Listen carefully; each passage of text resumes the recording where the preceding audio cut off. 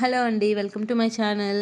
ఈరోజు వీడియోలో నవంబర్ 23, 2024 సంవత్సరంలో కాళాష్టమి అనేది ఉంది కదండి. సో కాళాష్టమి రోజు మనము ఎలాంటి నియమాలు పాటించాలి అనే దాని మీద నేను ఈ వీడియో అయితే షేర్ చేసేస్తున్నాను. 2024 సంవత్సరంలో కాళాష్టమి ఎప్పుడు అంటే నవంబర్ 23వ తారీఖు అండి.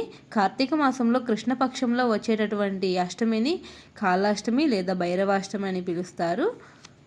ఆ రోజు అందరూ కూష్మాండ దీపం అయితే వెలిగిస్తారండి గుమ్మడికాయతోటి. ఈ కూష్మాండ దీపం వెలిగించడం వల్ల కలిగే ప్రయోజనాలు ఏంటి అంటే నరకోశ, నరదృష్టి, నరశాపం, నరపీడ లాంటివి ఏదైనా మన మీద ప్రయోగాలు చేసుంటారని అనుమానం ఉన్నవాళ్ళు ఈ కూష్మాండ దీపం వెలిగించుకొని మనము కాలభైరవునికి ఆరాధించాలండి. మనము పొద్దునే తలంటి నూనె పెట్టుకొని తలస్నానం అయితే చేయాలి. ఆ రోజు పాటించవలసిన నియమాలు అయితే మనము ఇప్పుడు తెలుసుకుందాము. ముందుగా కాళాష్టమి రోజు కాలభైరవునికి పూజ చేసేవాళ్ళు నలుపు రంగు దుస్తులు లేదా నీలిరంగు దుస్తులు ధరించాలి.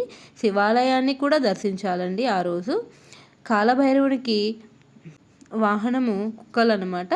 సో వీధి కుక్కలకి ఆ రోజు ఆహారం పెట్టాలి. మనకు తోచినంతలో మనం ఆహారం అయితే పెట్టాలి. వీలైతే ఈ కాళాష్టమి పూజ చేసుకునే వాళ్ళు ఉపవాసం ఉండటం చాలా మంచిది. ఈ కాళాష్టమి చేసుకునే వాళ్ళు కాలభైరవ నామాలు అని 8 నామాలు ఉంటాయండి. ఆ 8 నామాల్ని 8 × 8 64 సార్లు మనం పఠించాలి. అంటే ఎలా అంటే ఒక నామం వచ్చి 8 సార్లు, ఇంకో రెండవ నామం వచ్చి 8 సార్లు, అలా 8 × 8 ఇది 64 సార్లు మనం ఆ నామాల్ని పఠించాలి. ఆ నామాలు ఏంటో ఈ వీడియోలో చూద్దాం.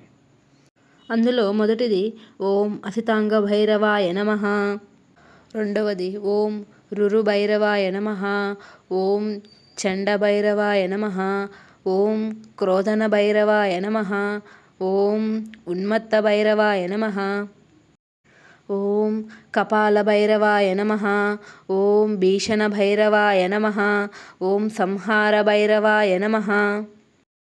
ఇలా ఒక్కొక్క నామాన్ని 8 సార్లు పఠిస్తూ 64 వచ్చేటట్టు పఠించుకోవచ్చు. లేదా 108 సార్లు ఒక్కొక్క నామాన్ని కూడా జపించవచ్చు. ఇంతే ఫ్రెండ్స్ ఇవాల్టి వీడియో. మీకు కనుక నచ్చినట్లయితే లైక్ చేయడం మాత్రం మర్చిపోకండి. ఛానల్ అయితే సబ్స్క్రైబ్ చేసుకోండి. Thanks for watching.